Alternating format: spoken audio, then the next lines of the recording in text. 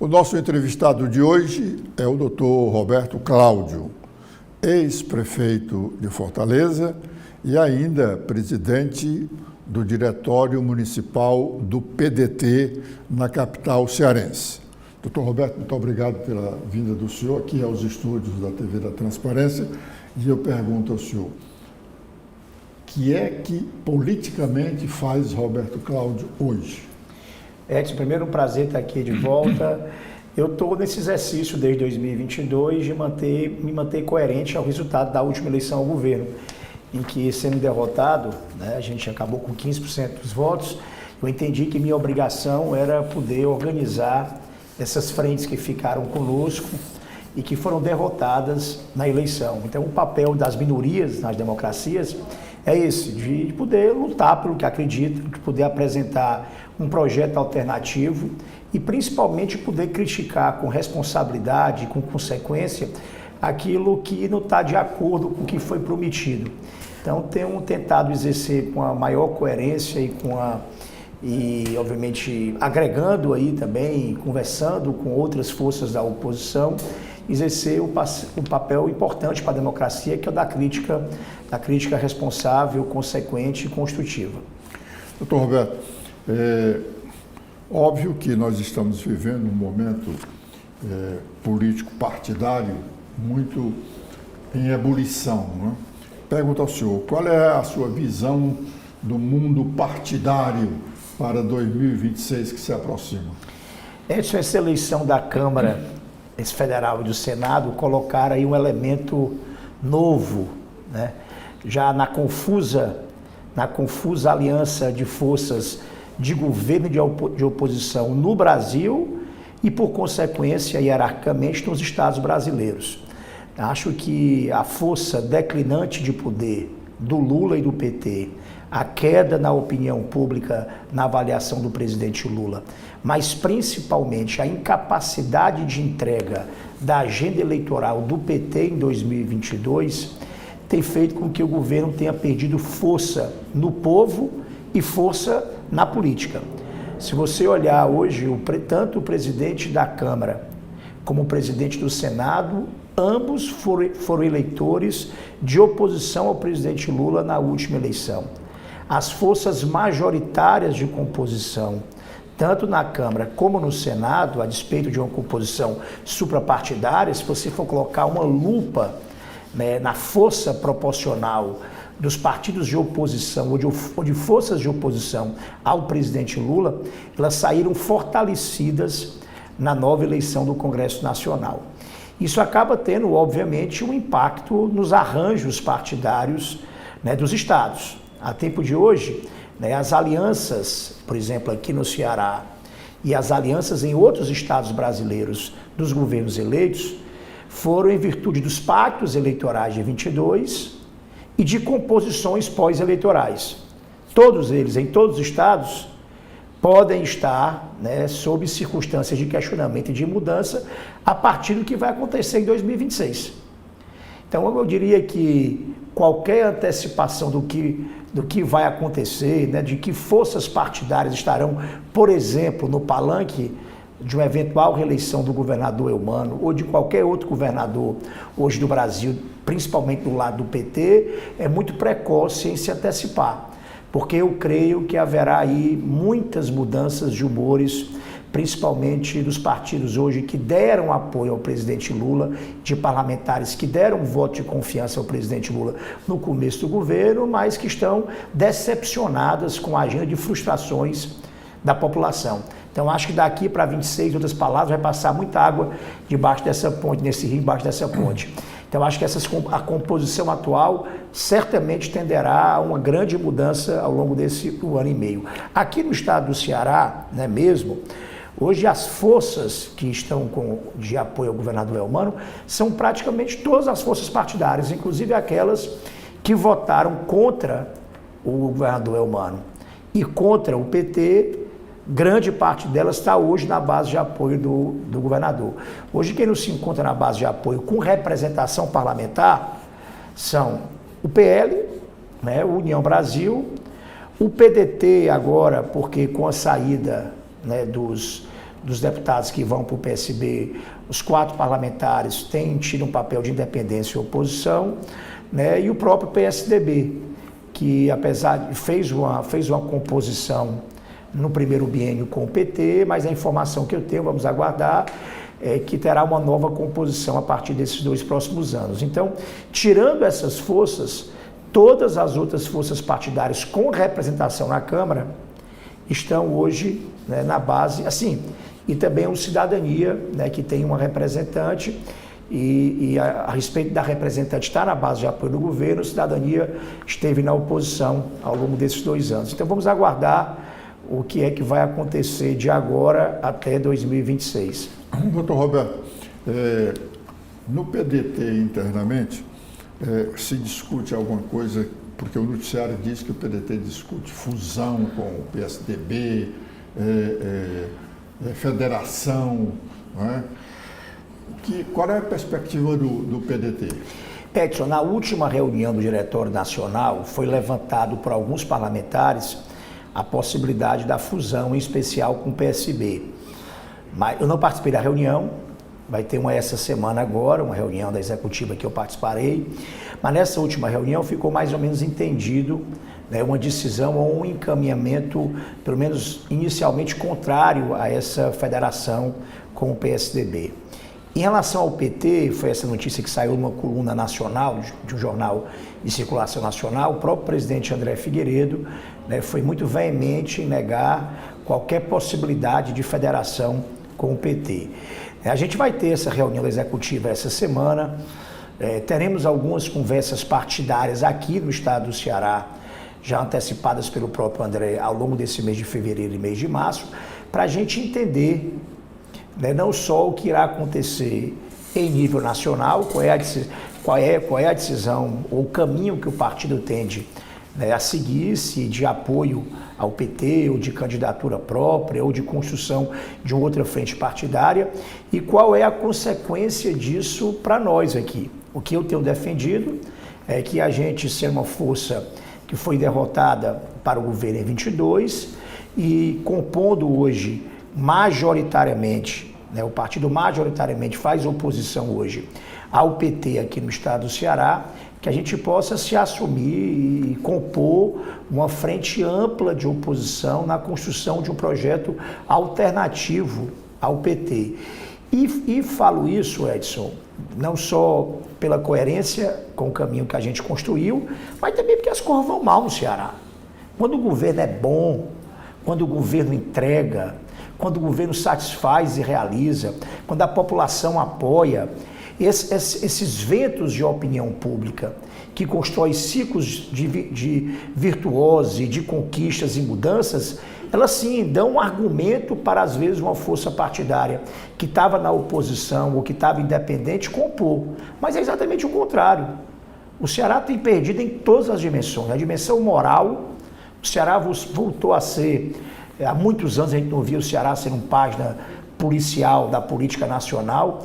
Os grandes escândalos recentes de emendas passam pelo Ceará, né? Múltiplos escândalos locais ganharam dimensão e relevância hoje em espaço na imprensa nacional. A regra do jogo mudou, infelizmente, do ciclo Tasso, Ciro para cá, né? A política foi ficando menor, apequenada, né? Os interesses mais mesquinhos e imorais passaram a ter relevância no Ceará. As contas públicas entraram em franca deterioração aqui no Ceará. O Ceará era um estado quebrado na década de 80, foi saneado ao longo de muitos anos de governos responsáveis consequentes, e o Ceará hoje, de novo, virou um estado devedor. Tem uma curva de endividamento do Nordeste brasileiro, que é de assustar. A curva é o exponencial de 2015 para cá. O estado do Ceará só não deve mais que o estado da Bahia. É um estado perdulário. Então essa é outra dimensão importante, porque essa conta ela está sendo paga hoje, mas vai ser paga por outra geração de cearenses. Não são só servidores públicos. Esse orçamento é o mesmo que vai ser preciso daqui 8, 10, 15 anos para fazer cirurgia, para abrir vaga de escola, para contratar mais policiais, para poder ampliar uma política social. Vai faltar o Ceará, é o governo endividando os cearenses. Foram 14 empréstimos em 2 anos. O Estado deverá mais de 10 bilhões desses empréstimos nos orçamentos de 2025, 26 e 27, pagará 10 bilhões ao longo desses 3 anos. Uma terceira dimensão é social. O Ceará passou a, de novo, ser um dos estados mais pobres da federação. A gente está hoje junto com o Acre e o Maranhão, entre os 3, com o maior percentual da população vivendo abaixo da linha da pobreza, com R$680 por pessoa por mês. Né? E assim, com a inflação e os preços em alta no Brasil inteiro. E uma quarta dimensão, né, que é a econômica. Qual é a saída do Ceará para se livrar desse patamar de 2% do PIB? O que é que há de novo? O que tinha era uma certa gordura de um Estado que planejou e investiu em infraestrutura turística, em interiorização da indústria, em alguns projetos hídricos para o agro se estabelecer em algumas áreas do Ceará, principalmente na Ibiapaba e no Apodi, entre outras muitas. E de lá para cá a gente vem consumindo essa gordura sem ter um plano alternativo para o desenvolvimento econômico do Estado do Ceará. Nem infraestrutura, nem projeto de infraestrutura o Ceará tem mais.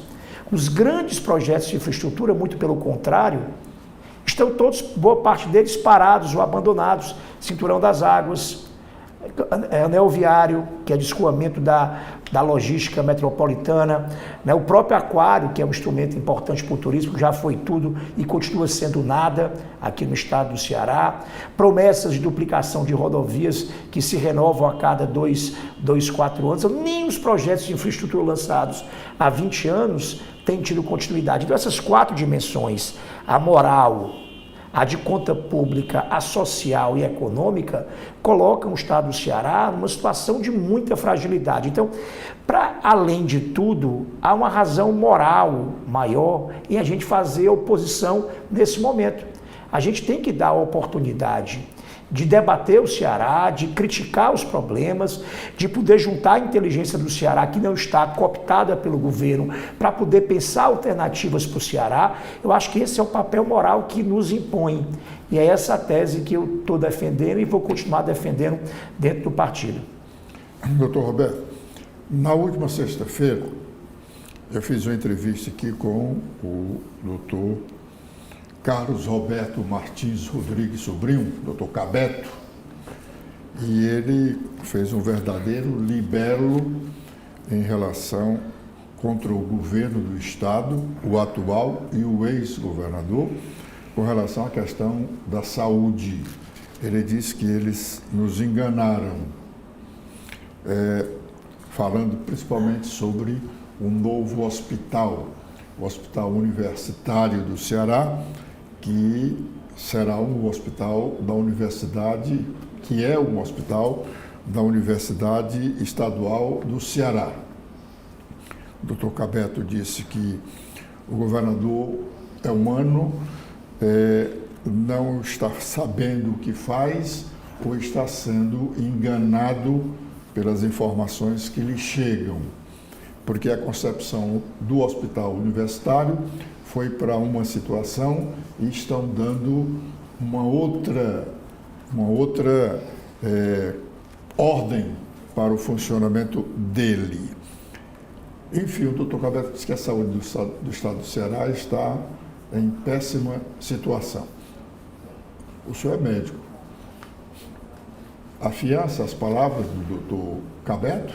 Completamente. Edson, deixa eu só dar mais dados, porque eu pesquisei a última semana dessa fraude eleitoral, que foi o anúncio do novo hospital universitário da UES.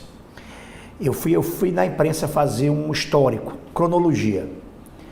Tem uma visita do ex-governador Camilo prometendo o hospital com 656 leitos, se não me engano, funcionando para o estado do Ceará em 2022, após a eleição. Em 2023, há uma visita já do governador eleito, Elmano, anunciando aí já 70% das obras realizadas e prometendo já o início do funcionamento do hospital para o ano de 23. Em 24, mais uma visita atualizando o status do andamento da obra e já também anunciando para breve o início do hospital. Quando que, de repente, a gente descobre em 2024 que não serão 650 leitos novos para o Ceará. O que é que foi apresentado para a população cearense? Que é o que ela precisa, né? O que é que nós precisamos? É de um hospital que amplie atendimento. O Hospital Universitário da UES foi anunciado para o povo como um hospital que cumpriria um papel acadêmico necessário de formar médico, enfermeiro, terapeuta ocupacional, psicólogo, toda a carreira da saúde que precisa de um ambiente acadêmico para ser formado, teria um hospital novo para ser formado. E a segunda informação, e a mais importante para os usuários do SUS, é que teriam 650 leitos novos para ampliar o atendimento, já que o Ceará vive uma longuíssima e desumana fila para cirurgias, exames, consultas, internação hospitalar. É só visitar hoje, segunda-feira, a emergência do HGF, ou visitar hoje a emergência do Hospital Cardiológico lá de Messejana. Então, é só visitar os dois hoje, qualquer cidadão comum que está lá, dá o seu depoimento, como é que está a lotação desses dois hospitais, uma demonstração da necessidade de ampliar leitos. Quando a gente ouve a secretária, em 2024, falar em substituição de leitos. Então, o hospital que era para ser aberto em 22, não foi aberto em 22, não foi aberto em 23, não foi aberto em 24, vai ter um serviço ambulatorial aberto em 25, dito aí, prometido, e o pior, a expectativa dessa abertura progressiva é fechando outros leitos aqui do Ceará. Você imagina um hospital como o Hospital César Calles, que cumpriu um papel histórico aqui ao Ceará.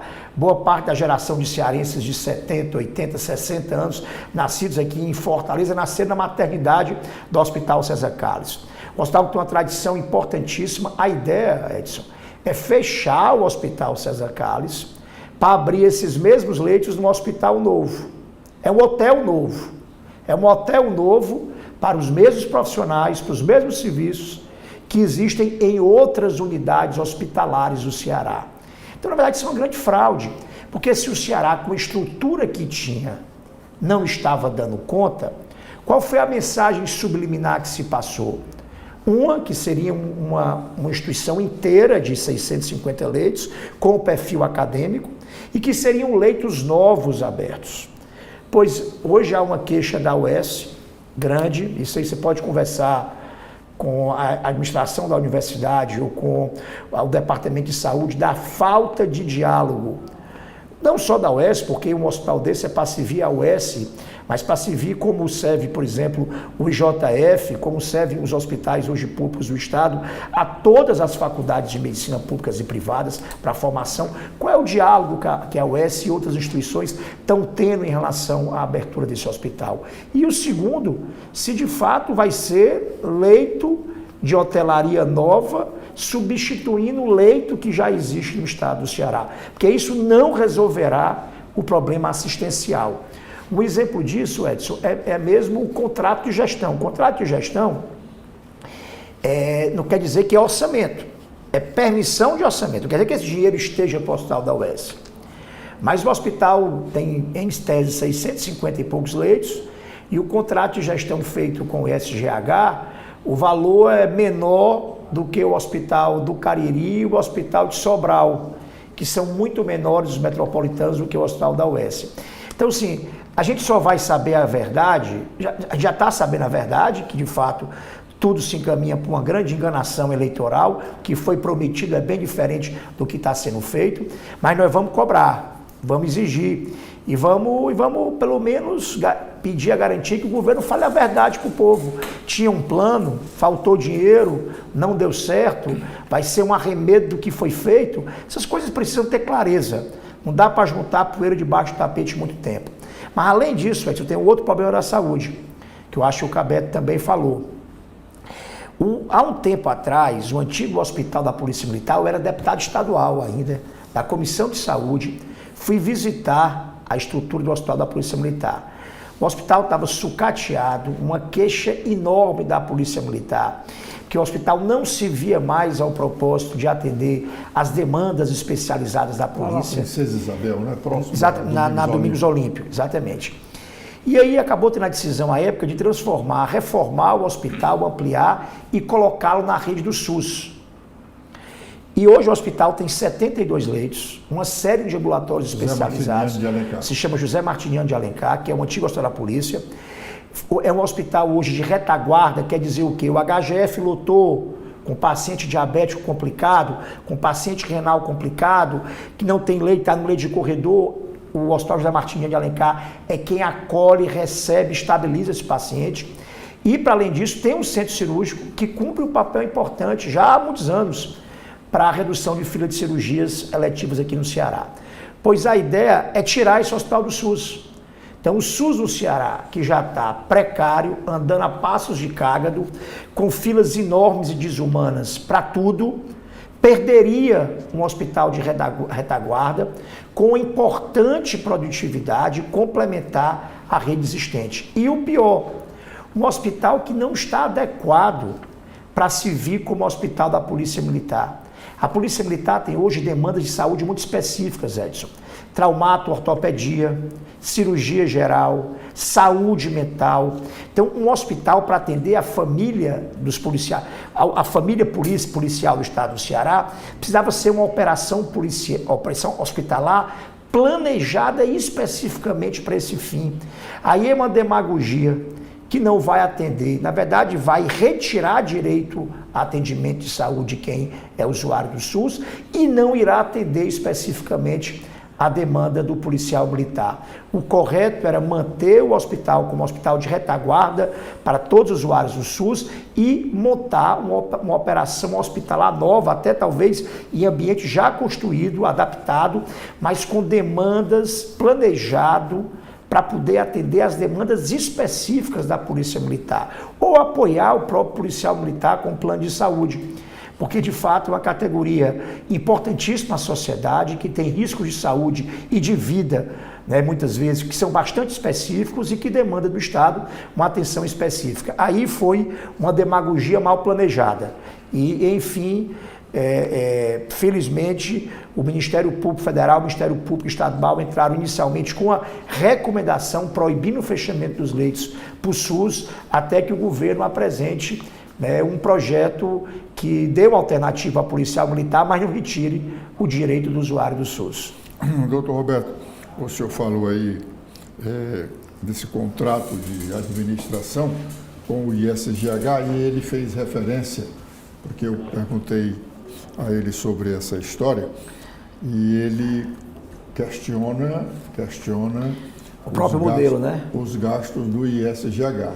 Ele estranha como o governo do Ceará, durante tantos anos, só tenha essa OS prestando serviço para ele. Ele citou exemplo, por exemplo, de hospitais de São Paulo, que tem pelo menos duas organizações de sucesso trabalhando.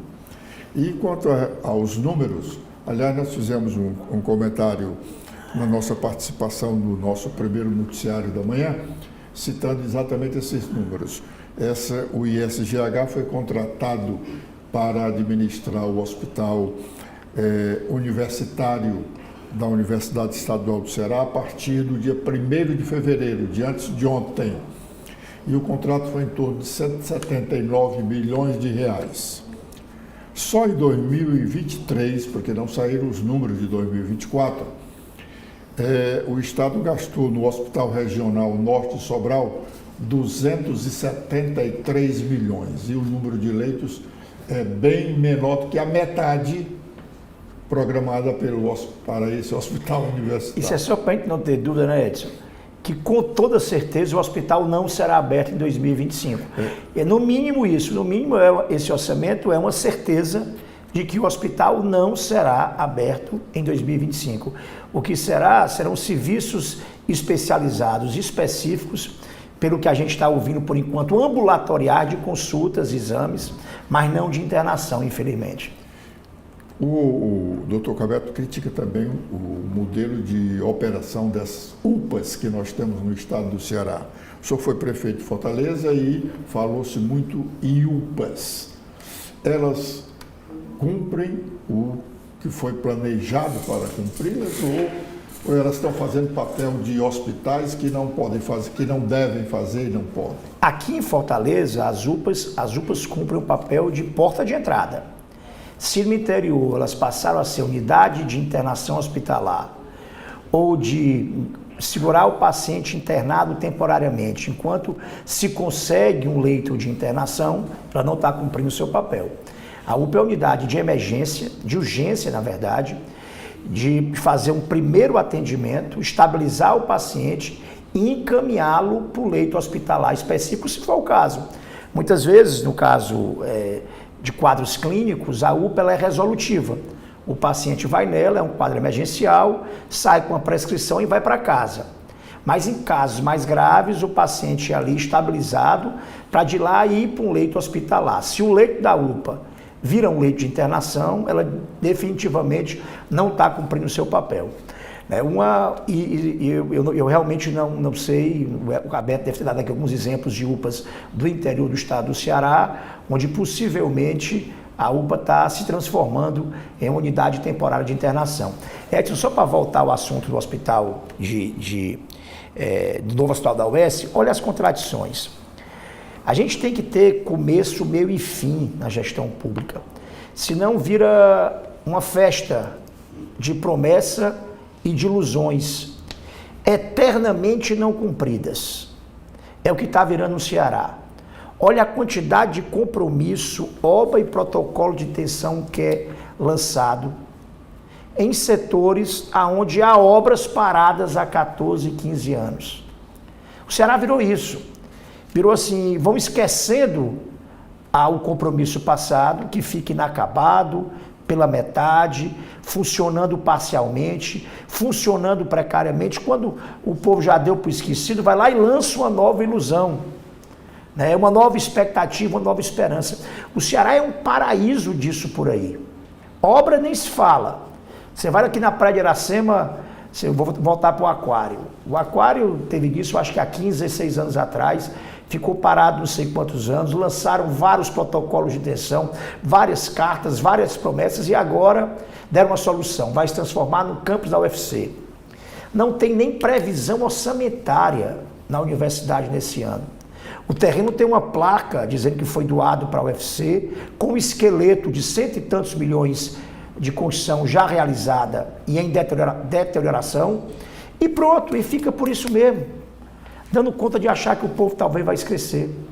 Esse cinturão das águas que está aí, indo e voltando, com compromisso novo de PAC vai, PAC vem, dinheiro novo vai, dinheiro vem, ainda é a primeira etapa do projeto completo que foi lançado, que não foi finalizado.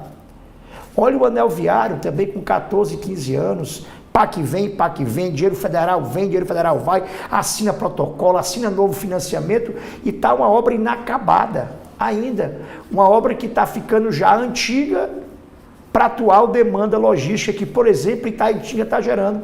Itaitinga está virando um hub, um centro de grandes CDs, centro de distribuição, está lá a Amazon, lá, pela localização dela.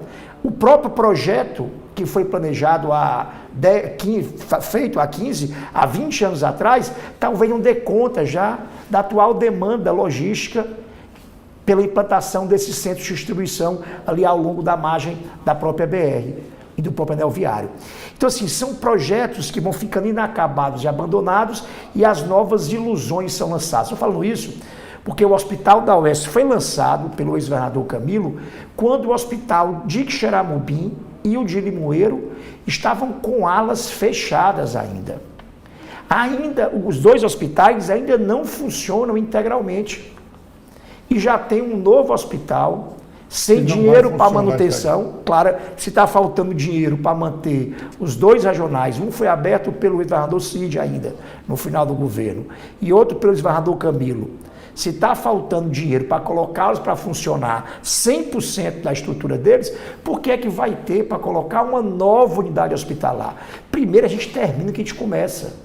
Essa é a tarefa de bons governos. Em vez de estarem atrás de marcas de ilusão e temporárias, você vai atrás da tarefa de complementar, finalizar integralmente um projeto que foi iniciado para depois começar outro.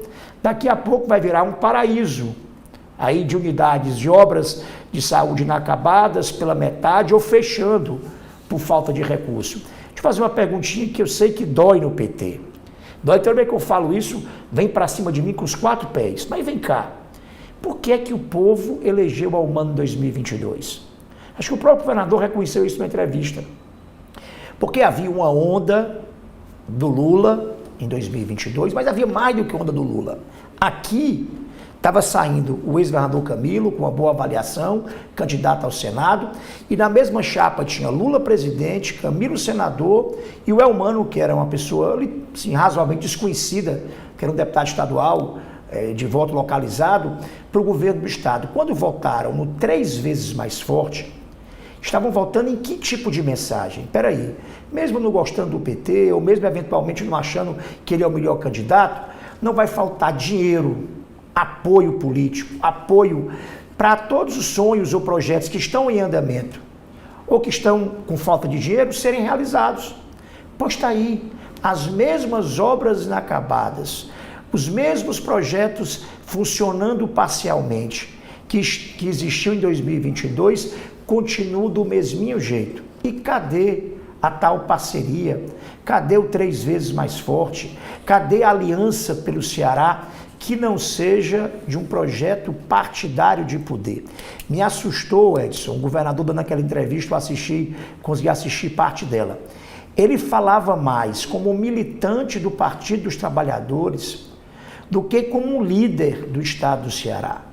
Quando você assume a liderança de um estado de mais de 9 bilhões de pessoas, que é uma economia importante da região Nordeste, que precisa ser defendido, né? Você tem que se desprender dos seus interesses políticos, partidários, de grupo, de projeto, né? E você lutar. A sua grande luta é defender o interesse do Ceará. Eu não vejo o governador falar grosso com o presidente, não vejo o governador e o ministro falarem grosso com os ministros, não vejo utilizar esse suposto prestígio para carrear para cá dinheiro, sabe? Financiamento, ação política, comprometimento para resolver os assuntos do povo do Ceará. Isso vale para a saúde como vale para a violência. Antigamente o papo era, não dá para resolver tudo porque o governo federal toma conta das fronteiras e do narcotráfico, o Estado é quem toma conta só do crime, da consequência dele. E agora? É PT lá e PT cá. Vou botar a culpa em quem agora? No Trump? Botar a culpa agora onde? Na Colômbia? Né? Então assim, tá faltando, né? No fundo é verdade, sabe? Como eu falei em fraude eleitoral, né, é uma grande embromação com o povo. É o tempo todo buscando uma narrativa para justificar a falta de resultado, a falta de competência para fazer, ou mesmo a insuficiência dessa aliança política em si só resolver os assuntos da agenda do nosso povo, da economia, da saúde e da violência, por exemplo. Doutor Roberto, só voltando um pouco aí essa história de UPAs, o doutor Cabeto fez um desafio ao governador, que o governador fosse visitar qualquer UPA, aqui ou fora daqui de Fortaleza, à noite, para ele ver o sofrimento da população e dos profissionais que trabalham nessas UPAs, por falta de equipamentos e pelo temor em relação à insegurança. Mas o senhor também falou... Mas, Edson, deixa eu só fazer um adendo. Muitas vezes a UPA, como ela é porta aberta, ela acaba sendo a consequência da falência do sistema. Deixa eu explicar melhor. Você está com um paciente renal crônico, tá certo? Entrou em insuficiência renal aguda, o paciente... ou um diabético descompensado, que entrou em coma, e você vai para a emergência do HGF, não consegue leito. Você vai para a emergência, um paciente cardiológico grave, com insuficiência cardíaca congestiva, vai no hospital do coração, não consegue leito. Aonde é que esse paciente vai acabar? Aonde é que ele é acolhido? Na UPA. Então chega um paciente de perfil diferente da UPA, porque ela é a porta aberta. Então muitas vezes o paciente que chega ali de perfil inadequado chegou exatamente pela insuficiência e falência do restante do sistema de saúde. É só para também dar a explicação, e é o que acaba comprometendo um profissional, por exemplo, o médico generalista que está ali para atender urgência, que tem que lidar com um quadro cardiológico grave, que não é a especialidade dele. Doutor Roberto, o senhor falou rapidamente aí sobre o aquário, o esqueleto que o governo do estado transferiu para a Universidade Federal do Ceará. E o reitor da universidade anunciou, inclusive, uma licitação para dezembro do mês passado para construir o campus, mais um campus da Universidade Federal do Ceará, lá na praia de Iracema. Essa licitação não foi feita. O dinheiro do PAC não apareceu, o senhor já falou com relação a isso. E eu estou citando isso aqui para lhe perguntar. Hoje, o senhor também, como uma boa parte da população, não se decepciona com essas pessoas que se aproximam dos políticos para fazer demagogia, para fazer a politicagem desses políticos, como, por exemplo, o caso aqui específico, o próprio reitor da Universidade Federal do Ceará, que se propôs a isso. Edson, tem duas coisas assim. A UFC, eu fui examinar o orçamento da UFC executado no ano passado e o orçamento previsto para esse ano. São basicamente o mesmo. Até porque o orçamento da UFC é basicamente do MEC, né? Dá 1,75 bi. Então não há previsão nem orçamentária para a realização da obra do que seria o aquário. E vamos combinar e isso. Ainda tem o terreno do hotel que foi. São os dois. Mas vamos combinar. Você tem um Labomar aqui funcionando, que é um prédio antigo, mas um prédio localizado ali na beira-mar, de trás daquela praça, da área central ali da beira-mar. Um prédio, não só o prédio, mas um instituto de pesquisa de referência que cumpre um papel hoje nacional para as ciências do mar e que funciona, e funciona muito bem. Tem pesquisadores aqui de escola, aqui, gente que tem reconhecimento acadêmico internacional, tá certo? Eu tenho certeza, se perguntar hoje para boa parte dos pesquisadores que estão no Labomar, se eles acham adequado, né, o deslocamento ali. Eles já, não, porque o Labomar está no campus do PC, porque tem uma justificativa, o Labomar está lá no campus do PC, e um laboratório de ciências do mar que vai levá-lo para a beira-mar. Ele já está localizado lá. O Labomar já é localizado à beira do mar, à beira da costa. Inclusive, bem pertinho da colônia de pescadores, já tem uma localização histórica vinculada e olhando para o mar. Então, nem essa justificativa da localização se tinha. E qual é o sentido de você pegar um prédio com esqueleto, construído com estrutura para aguentar vidro, água, peso, volume, para ser um aquário? A estrutura, para quem é engenheiro, arquiteto, eu não sou um leigo que aprendeu uma coisa como prefeito, isso é um absurdo. Você tentar aproveitar uma estrutura que está velha, carcomida, com chuva, com sol, deteriorada, e que não foi planejada para ser laboratório de pesquisa. Ali, né? Que não foi, faz sentido, certamente para poder resolver talvez um conflito jurídico, pessoal, de alguém, transformar uma estrutura daquela centenas de milhões, né, num prédio acadêmico que podia funcionar de forma mais funcional, mais barata, muito mais bem adaptada, por metade ou um terço do preço em outro local, ou no mesmo local que o Labomar está hoje. Isso faz sentido? Isso é um absurdo, né? E é lamentável que a universidade tenha entrado nessa onda, né, a direção, numa onda em que resolve o problema político do governo e transfere, obviamente, o problema para a universidade. A universidade tem hoje problemas prediais gravíssimos, elétricos, de infraestrutura, hidráulicos, na sua estrutura predial, nos seus campi já existentes. A universidade tem 70 anos. Exatamente. Esses prédios, alguns prédios são anteriores, porque as faculdades organizadas, elas antecedem a própria criação da UFC. Então você tem estrutura predial com mais de 70 anos da universidade. Então você tem esse problema, e você teve outro recente. Você lembra daquele Hotel São Pedro antigo, que foi um hotel que tinha uma interação ali com a boemia, com o mundo cultural da cidade, com a localização dele na Praia de Iracema.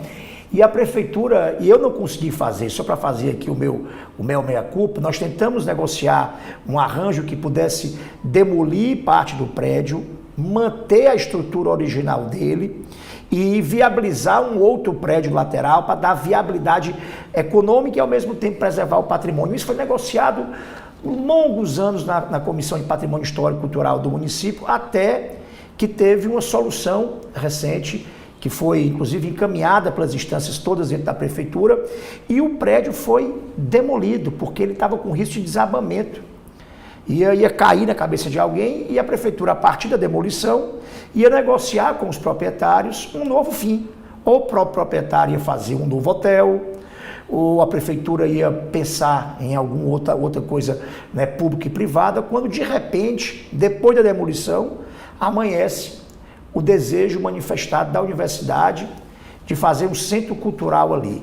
Do mesmo jeito do aquário, tem agora um terreno abandonado, que pode, infelizmente, ser ocupado a qualquer momento, que virou uma paisagem desagradável, e a universidade com dificuldades orçamentárias para se manter e certamente sem nenhum recurso para viabilizar uma solução para ambas as situações. Repito, mais uma ilusão mágica de futuro que foi criada sem que os problemas do dia a dia que tiveram começo tivessem meio e fim.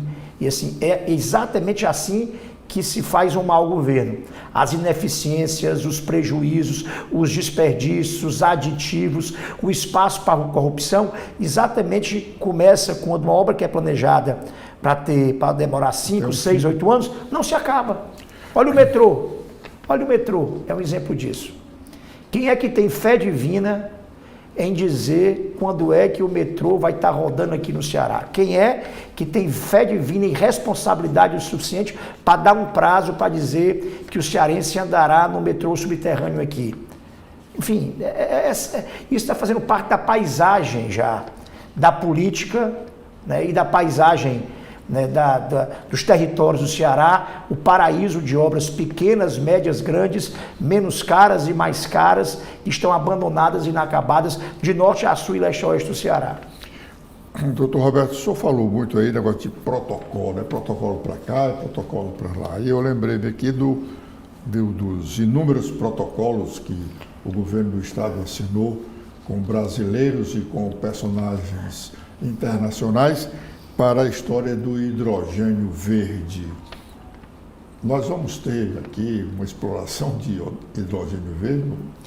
É que assim, eu tenho muito cuidado em fazer essa crítica, porque como a política não é um ambiente neutro, né? Quando você faz uma crítica técnica, de natureza política mais técnica, do lado de lá, a primeira coisa que vem é tentar lhe desqualificar pessoalmente ou querer manipular o argumento como versão.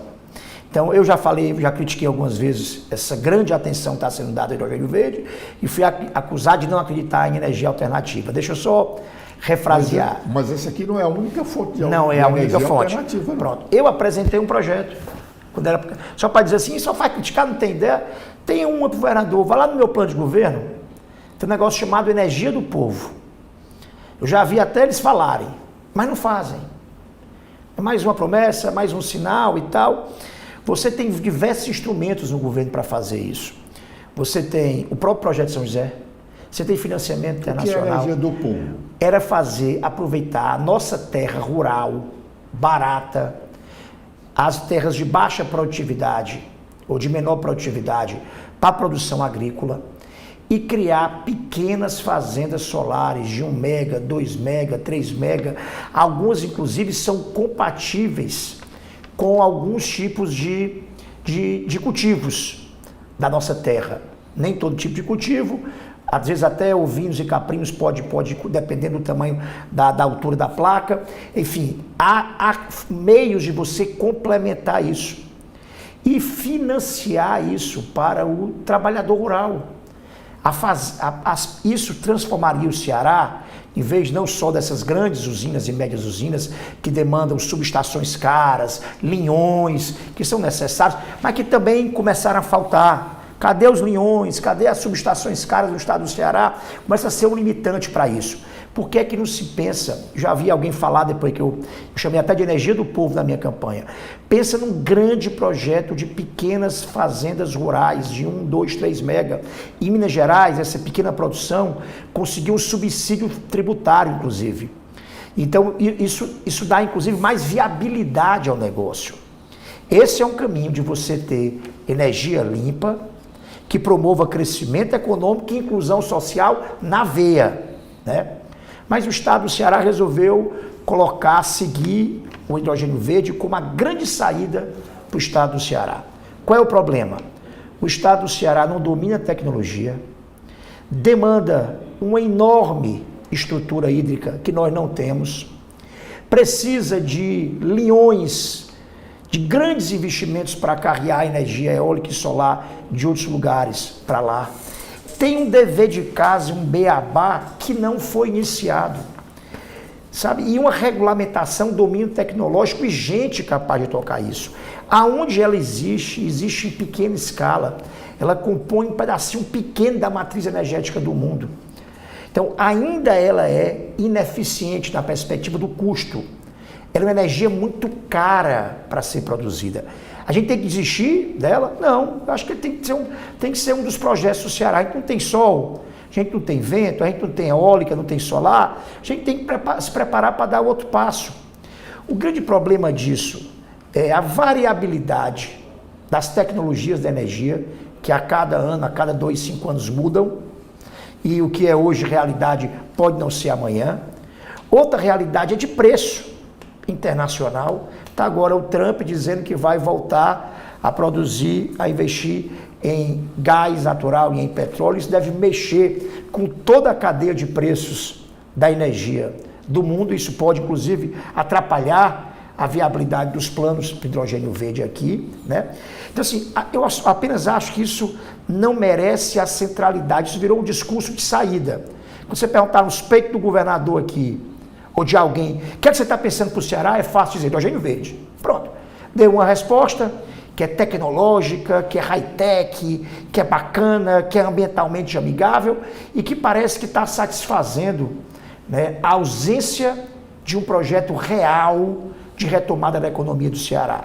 Mas, a rigor, tem um problema enorme de viabilidade econômica e de concretude de prazo. Quando é que a gente vai ter algum tipo de investimento privado acontecendo e dando retorno em emprego e PIB para o Ceará? Eu vou com a minha mesma pergunta que eu fiz para o metrô. Haja fé divina e responsabilidade e honestidade intelectual para alguém hoje apostar quando é que isso vai estar dando retorno em PIB, em emprego e em receita verdadeira para o estado do Ceará. Enquanto não sai a energia do povo, nós temos aqui proprietários de várias glebas de terras alugando os seus terrenos para empresários da energia solar. Exatamente. Eu assisti uma conversa semana passada de um empresário dizendo, rapaz, eu vou alugar o meu terreno lá em tal parte, assim, são não sei quantos hectares, vale a pena? Aí o outro dizia, vale, porque eu já fiz em tal parte e fulano de tal já está fazendo isso, aquilo outro. Quer dizer, os grandes empresários, os grandes latifundiários, né, estão ganhando dinheiro. Né, o mercado cumprindo seu papel. O Estado bem que poderia entrar nisso para não só ampliar o escopo disso, como para promover a inclusão social para o pequeno e médio produtor rural.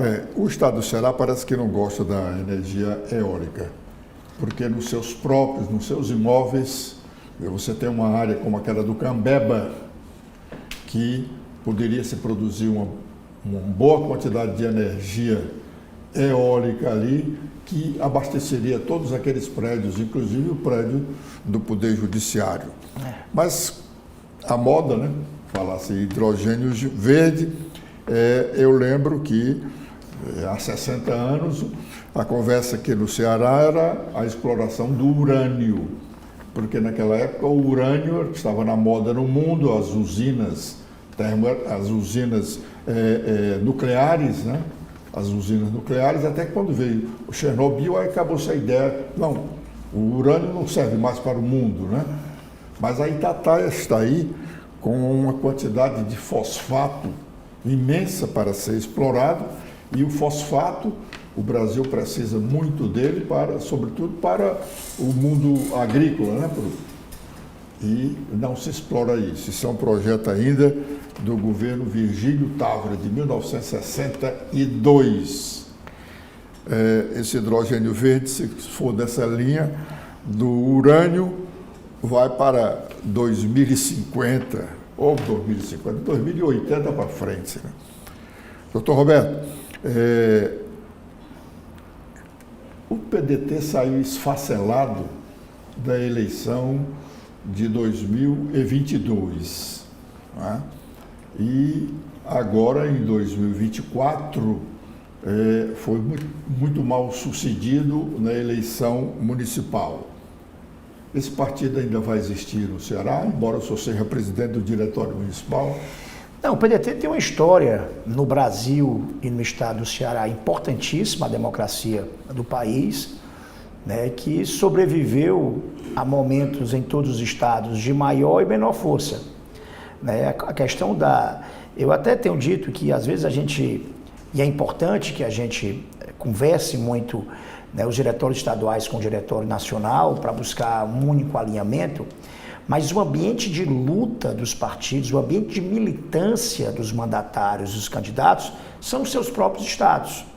Então, assim, é muito importante que essa compreensão de que as lutas estaduais, individuais, reunidas, é que dão, em alguma dimensão, a força política nacional do partido. Essa tem sido, inclusive, uma defesa minha, que a gente milita aqui no estado do Ceará e que a circunstância do estado do Ceará, né, a despeito da nossa identidade ideológica nacional com o partido, ela precisa ser compreendida como uma luta específica do estado do Ceará. Eu acho que esse é o caminho para o PDT se fortalecer, não se refortalecer, eu digo eleitoralmente. O partido, ele é uma referência, um ponto de referência. Hoje os partidos à esquerda, ou mesmo os partidos mais à direita, respeitam a história de coerência do PDT. O PDT, além de ser um partido que sempre esteve mais ou menos do mesmo lado de uma luta, é um partido que tem referências históricas como o Brizola, que é um grande líder político nacional. Às vezes você tem a circunstância de ser eleito presidente. Mas quantos não foram eleitos presidentes e viraram líderes da política do Brasil? É mais difícil ainda. O Brizola, ele deixou de ser governador na década de 90, eu acho, no final da década de 90. O Brizola continua como uma ideia, como uma imagem, né, como um tipo de coragem de luta política que ainda é exemplo hoje para os jovens militantes. Então, assim, a história do Brizola é bem diferente de muitos políticos que já se foram e que continuam hoje vivos aqui, né? Isso, sem dúvida. Porque o Brizola, naquela época, quando você tinha dificuldade de comunicação no Brasil, né? Os nossos veículos de comunicação muito fortes eram as rádios, né? 3 ou 4 rádios nacional. O Brizola, num determinado momento, se elege governador em 2 estados, né? Exatamente. Não, Rio Grande do Sul e Rio de Janeiro. Foi capaz, naquela época, bem lembrado como você se referiu, né, conseguiu conter um golpe, né, sem que os meios de comunicação ajudassem, construindo uma cadeia nacional de comunicação através da rádio, de dentro do próprio palácio do governo. Ele conseguiu isso, é sinal de liderança, de força política. Então é um exemplo importantíssimo e ainda é muito contemporâneo. Você tem o Daci, um dos maiores intelectuais, né, mais descomprometidos com o pensamento das elites organizadas, que foi capaz de interpretar, educação do Brasil, modificou a lógica da educação em tempo integral. E você tem lideranças hoje atuais no PDT com força. Eu vi semana retrasada uma pesquisa do Ciro na Paraná Pesquisa e vi uma hoje de manhã da Quest, o Ciro com 2 dígitos nas 2 pesquisas. Então, qual é o partido brasileiro? Está cheio de pré-candidato em vários partidos. Qual é o partido que conta com a liderança nacional, que em qualquer pesquisa tem pontuado com 2 dígitos, que continua firme na defesa do que acredita, com sua independência, autonomia? Então, assim, O que é preciso é a gente conversar, né? Eu acho que temos tempo aí, 1 ano e meio, para a gente conversar sobre posicionamentos, sobre decisões. Eu pessoalmente vejo o governo do Lula com um olhar muito crítico. Acho que, para além do momento ruim que o Brasil tem vivido, ruim politicamente, ruim economicamente, a gente não encontra mais no Lula a palavra tesão, né? Mas é pulsão, sabe? Força, coragem, destemor, sabe? Garra para poder, independente do governante, quando você elege alguém, você precisa de um líder que tenha força para poder garantir a pauta que foi aquela que lhe elegeu. Força que eu digo, não estou falando de idade, não estou falando de saúde, porque eu desconheço essa circunstância, estou dizendo de disposição de lutar. Então eu vejo um declínio, uma concessão muito grande que o PT e o Lula têm feito ao longo da história, que tem culminado com um governo fraco na política, em avaliação popular decadente e sem capacidade de responder às atuais e modernas circunstâncias do mundo do trabalho e das necessidades do povo. E sem capacidade de reagir. Assim, eu acho que está na hora disso ser debatido.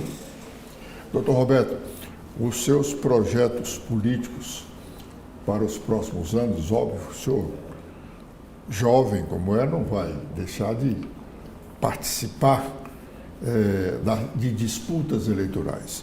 O seu projeto para 2026 está sentado ali no PDT ou o senhor faz projetos para 2026 com um mundo político partidário que tiver naquele momento? Eu tenho muito afeto e identidade dentro do PDT e muitas amizades e disse isso para muita gente, disse isso para o André, quero continuar lutando aqui. Tive, em virtude das circunstâncias, né, o PDT hoje, parte do PDT saiu para o PSB, agora parte do PDT de Fortaleza resolveu aderir ao governo do Evandro, né, e tudo isso são circunstâncias que geram incômodo ou diferenças de posicionamento no que eu vejo ser o melhor caminho para o partido. Isso é óbvio, né? Mas eu quero, disse isso para o André, quero construir isso internamente. Essa não é uma crítica que a gente faz para fora. A gente faz para dentro e tenta construir isso com verdade, com transparência, tentar construir uma solução e um caminho debatido e amplo aqui internamente. É isso que eu desejo. Sim, recebi alguns convites, alguns ficaram públicos e praticamente para todo mundo eu disse, olha, a minha prioridade e o que eu quero é construir um caminho aqui dentro de onde eu estou, dentro do PDT. Então, é por aqui que eu tenho tentado caminhar e vou caminhar, e obviamente tem coisas que a gente fala publicamente, tem coisas que a gente fala muito mais à vontade, e é mais correto falar, inclusive, mais dentro do partido, algumas coisas que precisam ser ditas, ou do que eu considero, da minha opinião, né, para poder a gente colocar numa balança e coletivamente, conjuntamente, entender o que é melhor da gente fazer. Afinal de contas, amanhã será outro dia, né? Amanhã será outro dia. Muito obrigado por essa entrevista e muito sucesso na sua vida. Muito obrigado, Edson. É um prazer. Obrigado.